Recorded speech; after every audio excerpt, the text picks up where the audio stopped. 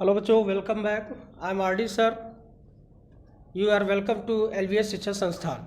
बच्चों, idioms phrase हम पढ़ रहे हैं। इडियम्स फ्रेज में अभी तक जितना बताया गया, मुझे आशा है कि आपने उसे भली भांति लर्न कर लिया है, याद कर लिया है। आज हम इडियम्स फ्रेज आगे फिर देखेंगे।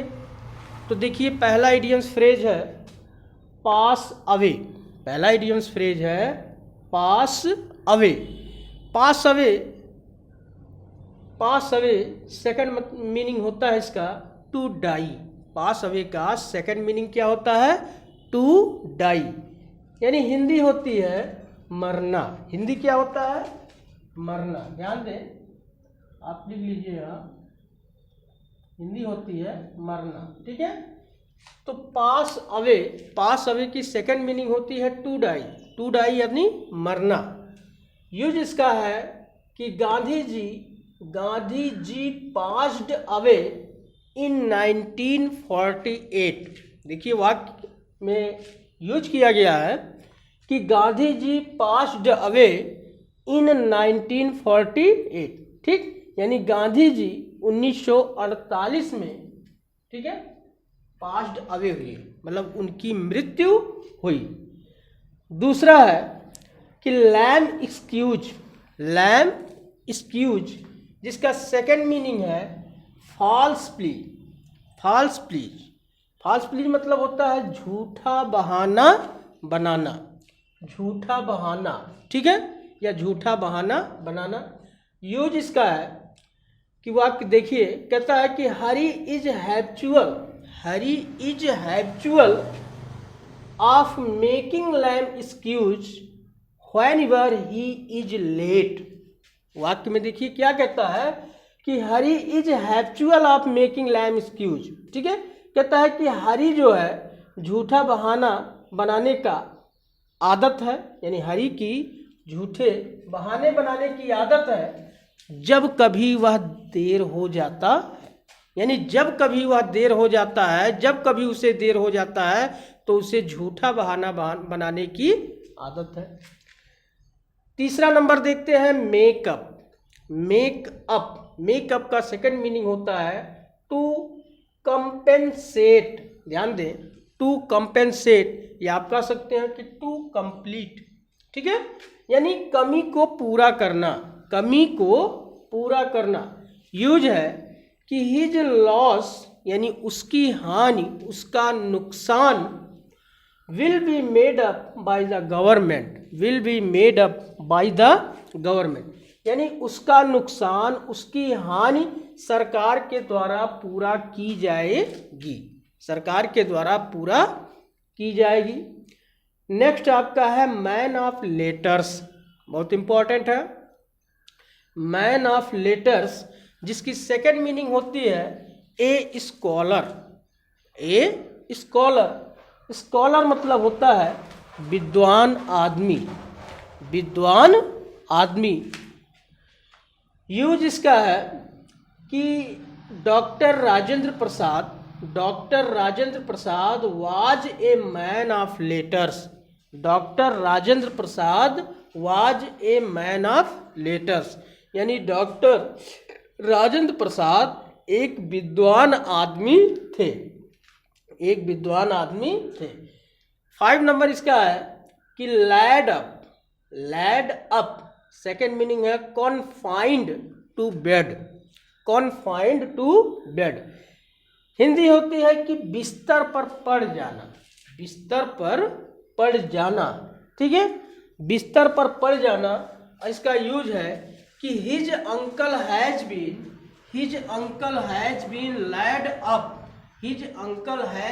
Lead up with malaria for a week, यानी उसके चाचा जी, ठीक है, एक सप्ताह के लिए, ठीक है, बिस्तर पर, यानी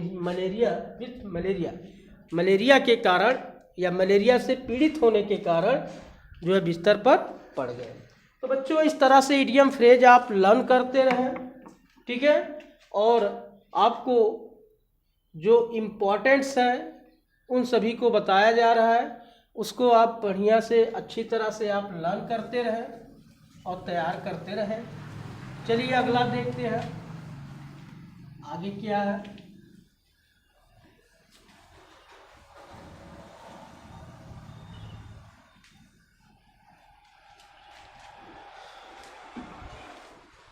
चलिए नेक्स्ट है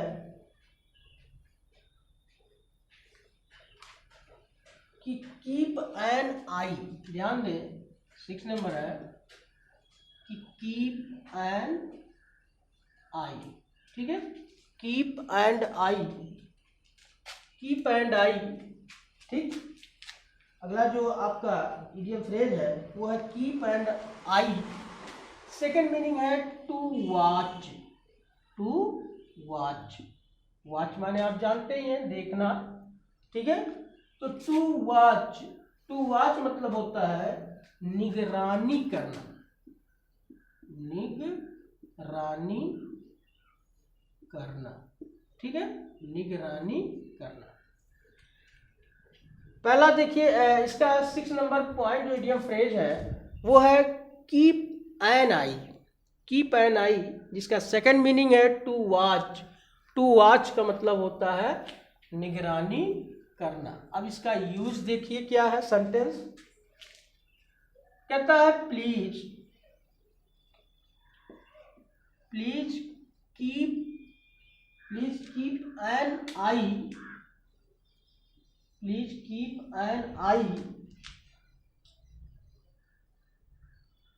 on the child, on the child.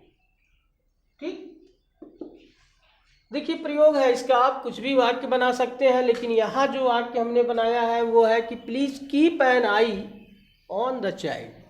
कहता है कि कृपया बच्चों पर निगरानी करें या निगरानी रखें। ठीक है, 7 नंबर इसका इडियम फ्रेज देखिए क्या है। अगला है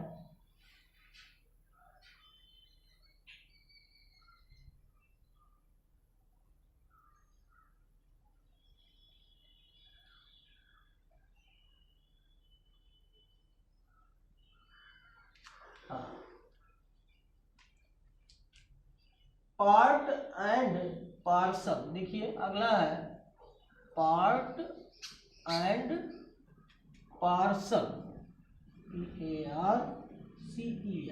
ठीक है, part and parcel. Part and parcel second meaning है एन इसेंटियल पार्ट। ध्यान दें, N essential,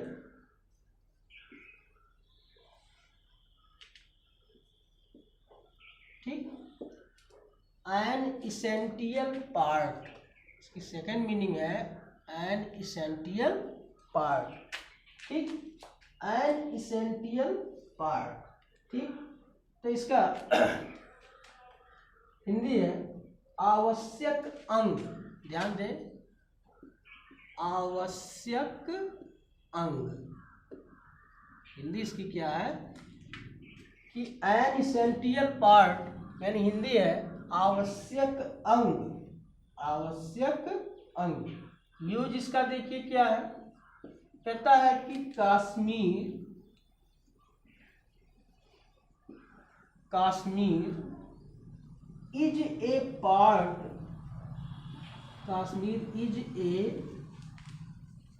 part, Kashmir is a part and parcel, Kashmir is a part and parcel, parcel of India, of India. ठीक है, तो बच्चों देखो, देखिए इसका part and parcel, part and parcel का सेकंड मीनिंग है N essential part.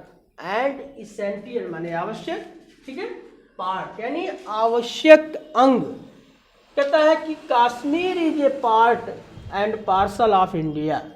Kashmir Bharat का एक आवश्यक अंग है। ठीक है, अगला देखते हैं नेक्स्ट।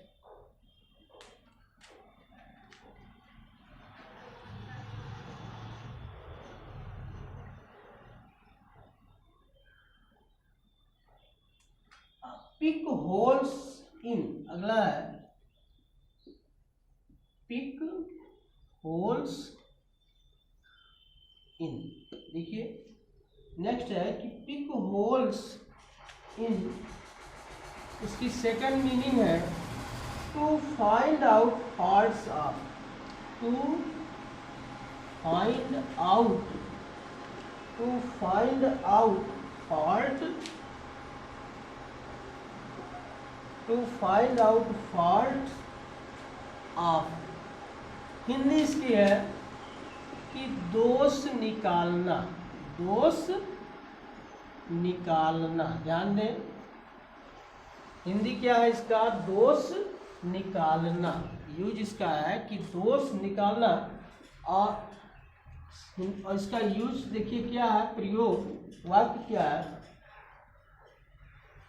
कि इट इज नॉट गुड। ध्यान दें, it is not good, it is not good to pick holes, to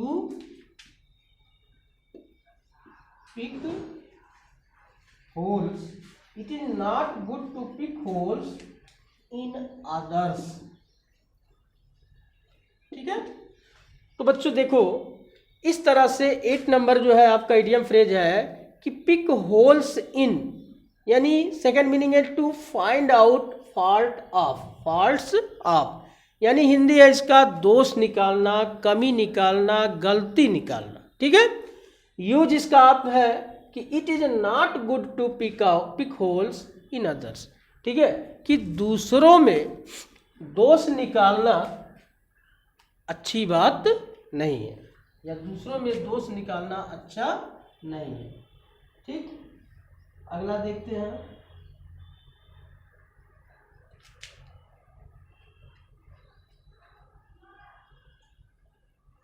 हाँ, अगला है कि वंस, ध्यान दें, once and for all, once and for all.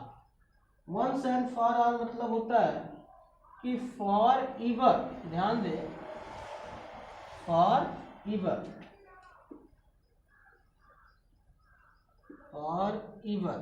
ठीक, वंस एंड फॉर ऑल का मतलब होता है फॉर एवर, मतलब हमेशा के लिए, हमेशा के लिए। प्रयोग क्या है, तो प्रयोग इसका है कि the teacher,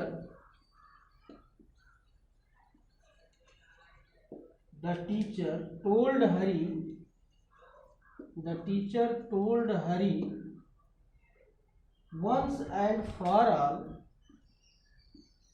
once and for all। ठीक है, once and for all that he should, that he should change his subject, his subject। ठीक है, तो देखिए 9 वाला आपका है कि once and for all, once and for all, जिसकी सेकंड मीनिंग है फॉर एवर, यानी सदैव के लिए, हमेशा के लिए। यूज इसका है कि द टीचर टोल्ड हरी, अध्यापक ने हरी से कहा कि वंस एंड फॉर ऑल। ठीक है, कि वह हमेशा के लिए, that he should change his subject, कि वह अपना सब्जेक्ट, विषय, ठीक है, बदल लेना चाहिए। ठीक है, यानी अध्यापक ने कहा हरी से कि वह हमेशा के लिए अपना सब्जेक्ट, अपना विषय उसे बदल लेना चाहिए। तो इस तरह से आप लोग इसको लर्न करते रहें, तैयार करते रहें। ठीक, चलिए अगला देखते हैं क्या है।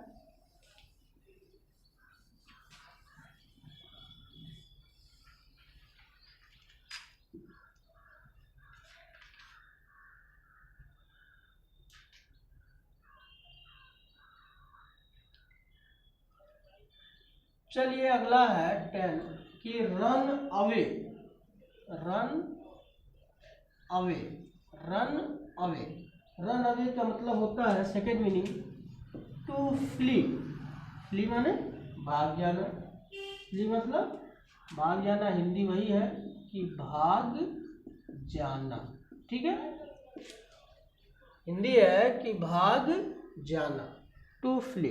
ठीक है, कहता है यूज इसका है कि द थीफ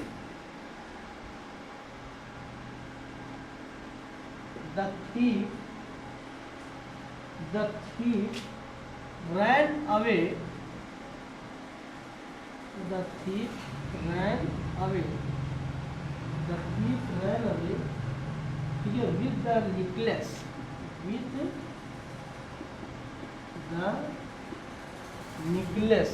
ठीक है, the thief ran away with the necklace।